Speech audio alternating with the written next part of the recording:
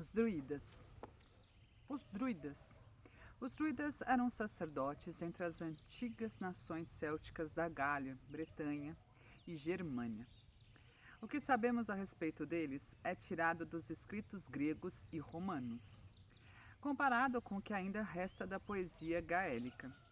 Os druidas combinavam suas funções de sacerdotes, de magistrados, sábios e médicos. Colocavam-se em relação ao povo das tribos célticas de maneira bem semelhante a que os brahmanes da Índia, os magos da Pérsia e os sacerdotes do Egito se colocavam diante de seus respectivos povos. Os druidas ensinavam a existência de um deus a quem dava o nome de Bial, que, segundo os entendidos, significa a vida de tudo, ou a fonte de todos os seres, e que parece ter afinidade com Baal dos fenícios. O que torna essa afinidade mais notável é o fato de os druidas, do mesmo modo que os fenícios, identificarem aquela sua divindade suprema com o sol. O fogo era considerado como o símbolo da divindade. Os escritores latinos afirmam que os druidas também cultuavam numerosos deuses inferiores. Não usavam imagens para representar o objeto do seu culto. Não se reuniam em templo ou construções de qualquer espécie para a realização de seus rituais sagrados. Seus santuários consistiam em um círculo de pedras, cada uma das quais em geral de tamanho muito grande, cercando uma área de 20 pés a 30 jardas de diâmetro. O mais célebre deles é o de Stonehenge, na planície de Salisbury, na Inglaterra.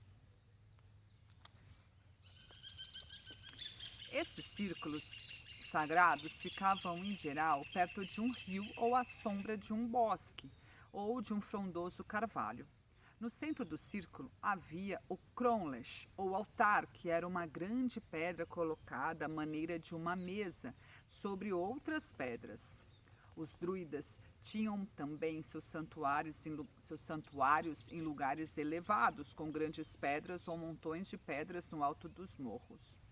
Eram chamados de carnes e usados para cultuar a divindade simbolizada pelo sol. Não pode haver dúvida de que os druidas ofereciam sacrifícios à sua divindade. Há, contudo, certa dúvida a respeito da espécie de sacrifício que ofereciam e quase nada sabemos sobre as cerimônias relacionadas com seus serviços religiosos. Os escritores clássicos romanos afirmam que eles ofereciam sacrifícios humanos de grandes ocasiões, como, por exemplo, para obterem uma vitória na guerra ou livrarem-se das moléstias perigosas. César descreve minuciosamente a maneira como isso era feito. Tem imagens imensas cujos membros são feitos de madeira trançada e se enche com pessoas vivas. Essas imagens são queimadas e os que dentro delas se encontravam vitimados pelas chamas. Muitas tentativas têm sido feitas pelos escritores simpáticos aos celtas para desmentir o testemunho dos historiadores romanos a esse respeito, mas sem sucesso. Os druidas realizavam 2 festivais por ano. O primeiro tinha lugar no princípio de maio e era chamado de Beltane, ou Fogo de Deus. Nessa ocasião, acendia-se uma grande fogueira e em algum lugar elevado em honra ao sol, cujo benéfico regresso era saudado depois da sombria desolação do inverno. Reminiscência desse costume perdura até hoje em algumas partes da Escócia sob o nome de White Sunday ou Whitsunday. O outro grande festival dos druidas era chamado Samhain, ou Fogo da Paz, e se realizava no princípio de novembro, costume que ainda permanece na região montanhosa da Escócia sob o nome de Halloween. Por essa ocasião, os druidas reuniam-se em assembleia solene, na parte mais central da região para desempenhar as funções judiciais de sua classe. Todas as questões, fossem públicas ou privadas, e todos os crimes contra pessoas ou propriedade, eram-lhes então apresentados para apreciação e julgamento. Esses atos judiciais estavam ligados a certas práticas supersticiosas, especialmente o ato de acender o fogo sagrado, ao qual serviria, por sua vez, para acender todos os fogos da região, que tinham sido antes escrupulosamente apagados. Esse uso de acender fogueiras no dia 1º de novembro foi conservado nas Ilhas Britânicas até muito tempo depois do advento do cristianismo. Além dessas duas grandes festividades anuais, os druidas tinham o hábito de comemorar a lua cheia, e especialmente o 6º dia da lua. Nesse dia procuravam o visco que crescia em seus carvalhos favoritos e ao qual, assim, o próprio carvalho atribuía peculiar virtude e santidade. Sua descoberta era uma ocasião de regozijo e culto solene. Eles o chamam de Splínio por uma palavra que em sua língua significa cura de tudo. E tendo feito solenes preparativos para as festividades e sacrifício embaixo da árvore, para ali levam 2 touros inteiramente brancos, cujos chifres são então amarrados pela primeira vez. O sacerdote, vestido de branco, sobe a árvore e corta com uma foice de ouro o visco, que é recolhido em um pano branco depois do que se processa a matança. Ao mesmo tempo, dirigem preces a Deus para que lhes conceda prosperidade. Era bebida a água em que o visco fora colocado, tida como remédio para todas as enfermidades. O visco é uma planta parasita e, como não é frequentemente encontrada nos carvalhos, o seu encontro se tornava mais precioso. Os druidas eram mestres de moralidade como de religião. Um valioso exemplo de seus ensinamentos éticos foi conservado na tríade dos bardos gaélicos. E dele podemos deduzir que a ideia que faziam da inteira moral era justa em seu conjunto e que eles adotavam e ensinavam muitas regras de conduta nobres e valiosas. Também eram cientistas e sábios da sua época e de seu povo. É discutível se estavam ou não familiarizados com o alfabeto, embora haja grande probabilidade de que estivessem de certo modo. É certo, contudo, que não passaram para a escrita coisa alguma de suas doutrinas, de sua história ou de sua poesia. Seus ensinamentos eram orais e sua literatura, se a expressão pode ser usada em tal caso, preservada apenas pela tradição. Os escritores romanos, todavia, admitem que eles prestavam muita atenção à ordem e às leis da natureza e investigavam e ensinavam os jovens entregues a seus cuidados muitas coisas referentes às estrelas e a seus movimentos, ao tamanho do mundo, das terras e concernente à força e ao poder dos deuses imortais. Sua história consistia em narrativas tradicionais, que eram celebradas os feitos heróicos dos seus antepassados.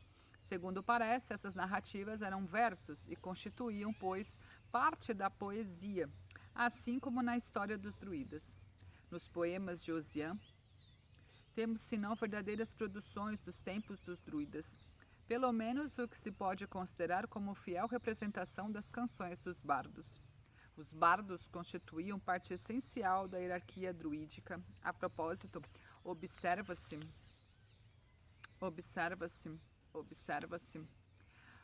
o autor Pernand supunha que os bardos eram dotados de poder igual à inspiração. Eram os historiadores orais de todos os acontecimentos passados, públicos e particulares. Também eram perfeitos genealogistas. Pernand apresenta uma descrição minuciosa dos Eisteddfods, ou reuniões de bardos e menestréis que se realizavam no país de Gales durante muitos séculos, muito depois de já terem desaparecido todos os outros setores do sacerdócio druídico. Nessas reuniões, somente os bardos de valor podiam apresentar suas peças e somente podiam executá-las os menestréis realmente à altura. Eram nomeados juízes para decidir o valor dos concorrentes e conferir-lhes os graus adequados. Primitivamente, os juízes eram nomeados pelos príncipes de Gales e depois da conquista do país por designação dos reis da Inglaterra. Conta a tradição, porém, que Eduardo I, em represália à influência exercida pelos bardos para estimular a resistência do povo a seu jugo, perseguiu-os com grande crueldade. Essa tradição ofereceu ao poeta Gray o assunto para sua conhecida ode, O Bardo. Ainda se realizam ocasionalmente reuniões dos amantes da poesia e da música gaélicas, conservando essas reuniões o seu antigo nome. O sistema druídico estava em seu apogeu por ocasião da invasão romana comandada por Júlio César. Aqueles conquistadores do mundo dirigiram toda a sua fúria contra os druidas, considerando-os seus principais inimigos.